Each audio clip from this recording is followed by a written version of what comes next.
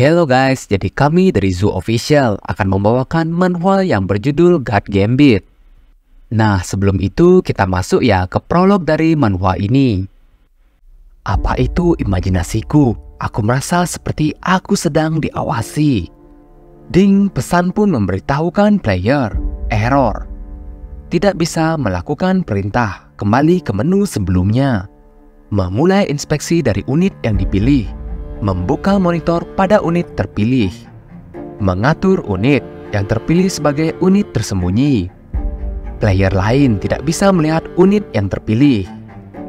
Dan game pun akhirnya kembali dilanjutkan. Jadi si Choi ini seperti irregular ya dalam gamenya. Lalu terdapat seseorang menggunakan item pengeras suara. Aku akan mengumumkan hasil pencarian tentang reward dadu. Ada 7 tipe dadu dan jumlah pada dadu berbeda tergantung pada dadunya. Dan dadu yang memiliki jumlah angka 100 sampai sekarang tidak ditemukan. Setelah misi pertama, nggak tahu aja ya kalau babang Choi kita yang dapet. Item, senjata, alat dihasilkan secara acak. Lalu terlihat orang-orang di sana sudah mulai membentuk partinya. Kita diperlihatkan ke keadaan setelah selesai pertarungan melawan 3 pilar. Di sini Hyeju berkata kalau dia tidak mau masuk militer. Dia bilang tidak cocok untuk masuk ke sana. Aku akan membantu jika adanya misi, jadi jangan khawatirkan soal itu, ucap Hyeju ke Sersan Kwon. Lalu scene berpindah ke arah Choi. Ternyata dia sedang menyendiri ya guys. Kasian banget ya babang Choi kita akibat efek dari pasif skillnya yang gak bisa berinteraksi sama orang lain. Choi pun bergumam, pembela yang akan menjadi inti misi dan militer mengambil kedua tempatnya masing-masing. Jika setting yang akan kulakukan mulai sekarang salah, kota ini akan dihabisi oleh warganya sendiri. Tapi tiba-tiba di saat Choi sedang bengong-bengong aja, ia pun dihampiri oleh Jiwoo. Halo, ucap Rama dari Jiwoo. Bentar-bentar, kau ini siapa? Dan bagaimana kemari? Ini kan tinggi, ucap Choi. Ya, aku memanjat ke sini, ucap dari Jiwoo. Wadaw, dan Jiwoo pun mendekat ke arah Choi. Wah, mana berduaan aja ya di atas? Coba aja Choi ini murahkan, pasti udah disikat si Jiwoo. Ya, aku kira kau akan menangis sendirian Choi. Karena kau kesepian, ucap Jiwoo. Jiwoo juga melanjutkan perkataannya. Aku kesini hanya ingin melihat wajahmu dan memastikan keadaanmu. Ia pun lalu mengatakan salam perpisahan ke Choi. Dan di sini Choi kebingungan ya sama tingkah si Jiwoo. Lalu Jiwoo pun segera melompat dari ketinggian menara itu. Ya itulah ya guys pertemuan pertama Jiwoo dengan si Choi. Lalu kita berpindah ke arah Ciwi Mimin yang lain. Hyeju di sini tersenyum melihat pesan yang ada. Ternyata ukuran status window udah bisa diatur sesuka hati. Selain itu, rekonstruksi kota juga sudah dijalankan. XP kota telah meningkat, membuat kenyamanan para warga akan ditingkatkan. Level kota, lebih banyak poin yang dihabiskan para warga, lebih banyak XP yang didapat oleh kota. Ya, tapi sayangnya, jadi poin yang kugunakan tidak terkontribusi pada XP kota. Kalau begitu, kemana ya pergi poin yang kuhabiskan? Tanya dari Choi.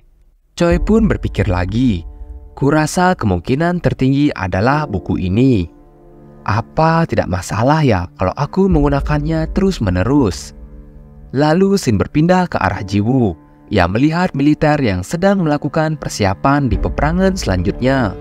Di sini Jiwoo masih bertanya-tanya ya tentang arah dan tujuannya sekarang. Ya, apa boleh buat?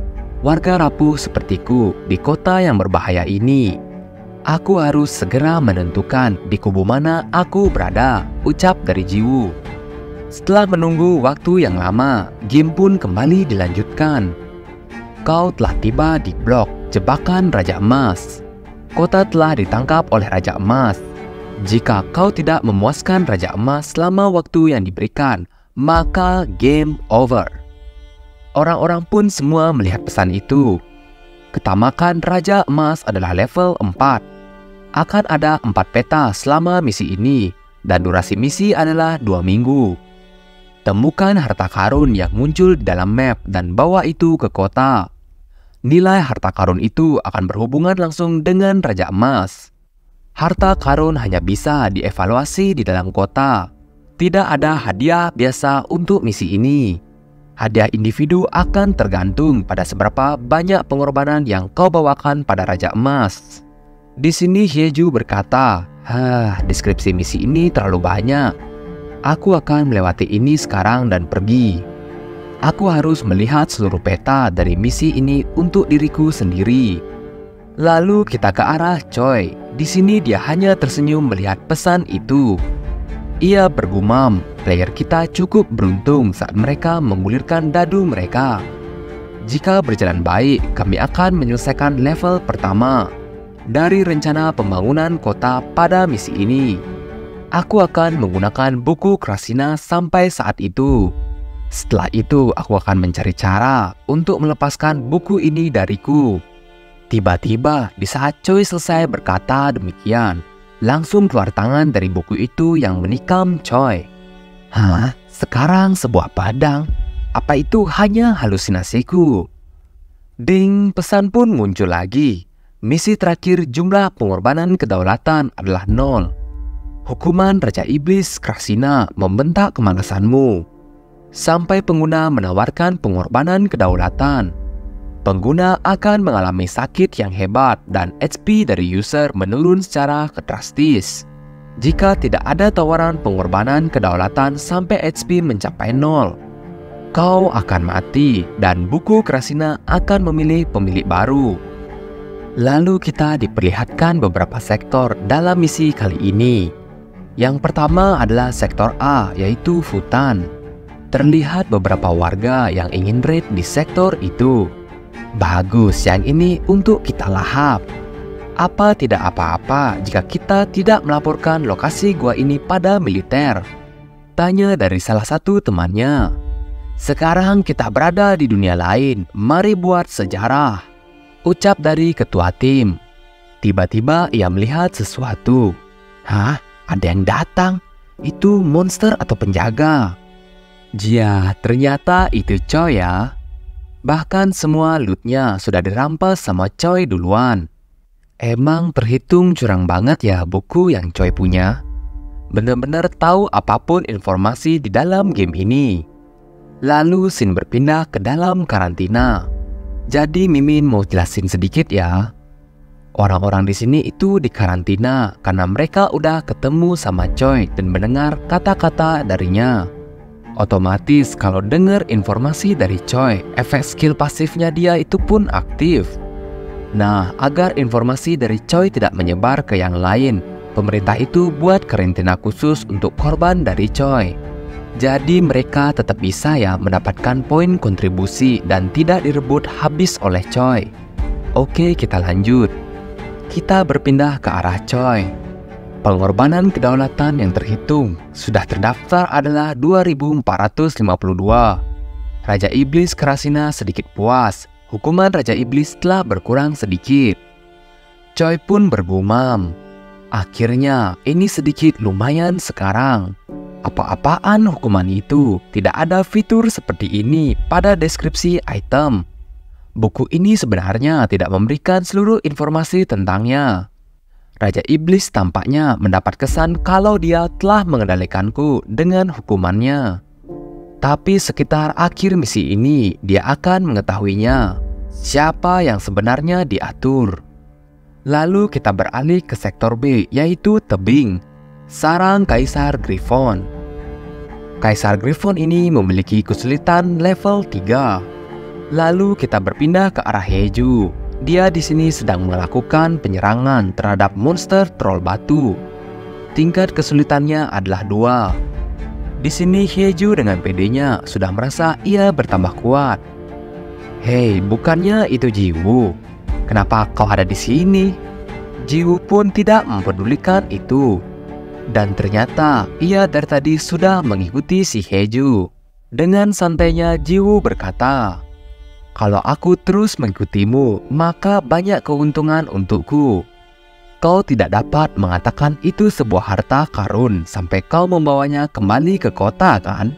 Dengan mataku ini, aku bisa melihat lokasi di mana harta itu berada. Si Heju pun merasa dirinya dimanfaatkan oleh Jiwoo. Ia pun bergumam, agak lain memang nih orang. Misi kali ini adalah pertarungan individual karena tidak ada hadiah yang biasa. Harta karun tidak diklaim sampai itu sudah dinilai. Lebih mudah melawan manusia daripada monster, bukan? Ucap dari para bandit yang mulai menjara sesama manusia.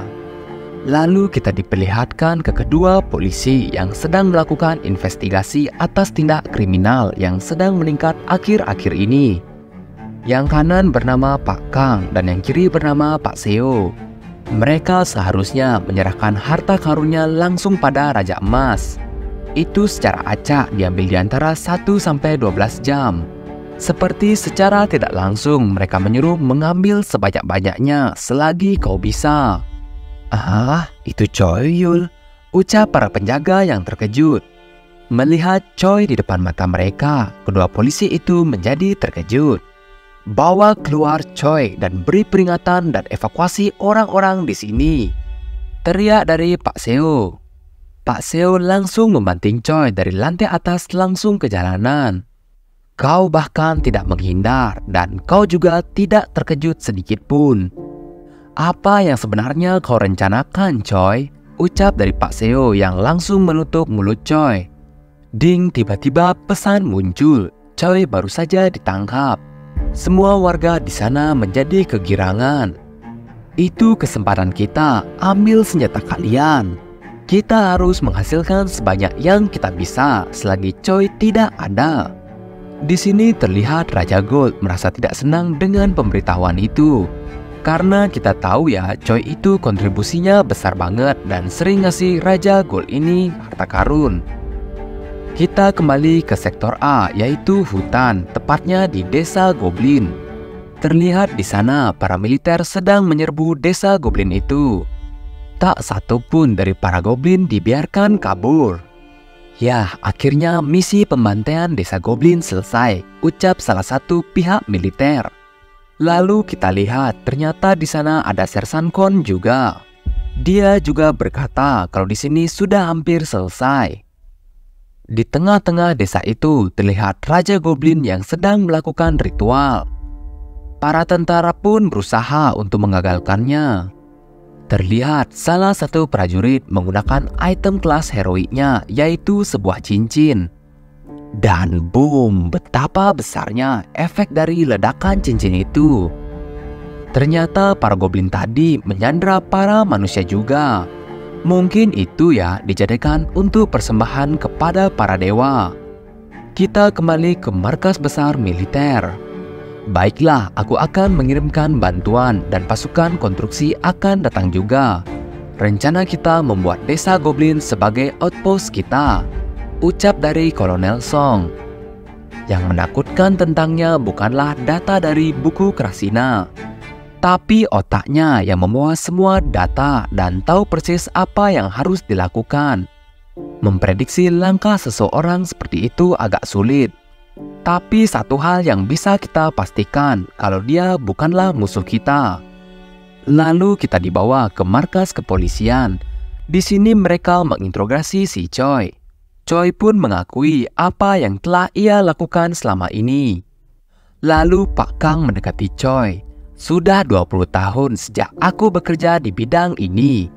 Yang kuperhatikan adalah selalu melihat penjahat. Tapi setelah kami berdua berdiskusi, kau bukanlah orang jahat. Semua yang terjadi padamu adalah kecelakaan. Detektif, ini ada berita gawat. Ada kasus kekerasan, tapi pelakunya memiliki senjata kelas heroik, ucap dari bawahannya. Lalu Pak Kang dan Pak Seo segera bergegas di dalam mobilnya. Pak Kang bergumam, saat muncul misi tanpa sebuah hadiah, kurasa tidak ada kerjasama sama sekali. Inilah bagaimana itu seharusnya sejak awal. Sebuah kerusuhan untuk masa yang baru. Kurasa itu cocok untuk dunia baru dan kekuatan baru, tambah dari Pak Seo. Lalu terlihat orang-orang di sana sedang melakukan aksi penyergapannya. Ternyata Pak Seo dengan cepat menghentikan orang itu. Ia berkata, entah itu dunia lain atau dunia ini, menangkap orang yang tidak berperilaku seperti pada umumnya. Itu adalah tugas seorang polisi. Ya ampun, hukum dunia tidak ada artinya lagi. Mari bekerja sama untuk menjadi raja kota ini. Itu tidak akan sulit dengan bantuanku, ucap dari Pak Kang. Pak Seo pun berkata, itulah mengapa aku membuatmu terus di sampingku. Kau adalah orang paling berbahaya di kota ini. Pak Kang di sini juga menegaskan, kurasa mulai sekarang kita akan benar-benar sibuk. Karena Choi dalam penahanan, itu adalah kesempatan emas orang-orang kriminal untuk bertindak. Choi yang sedang dalam masa penahanan, ia pun tersenyum melihat keadaan yang ada sekarang. Choi pun bergumam, ya ini hanyalah pertarungan kesabaran.